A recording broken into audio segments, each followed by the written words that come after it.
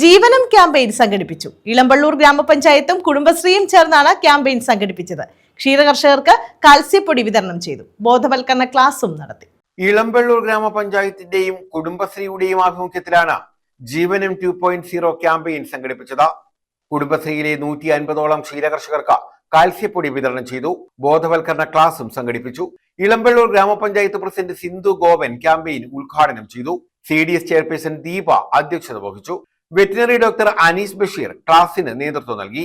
വികസന standing committee chairperson Marykutty John, ആരോഗ്യ വിദ്യാഭ്യാസ standing committee chairperson Sujatha Mohan, ക്ഷേമകാര്യ standing committee chairperson Savada, panchayat അംഗങ്ങളായ Sujitha Shaji, Girish Kumar, Lalithambika, Saju Varghese, Aji Alex, Jagadeesan, Jeeja Babu, Sarathchandran, Anilkumar, Manju Suresh, Muhammad Shan, Manoja, Raji, Sreeja, Seethalakshmi, Suni, panchayat assistant secretary Sini എന്നിവർ പങ്കെടുത്തു. News bureau, Kundara.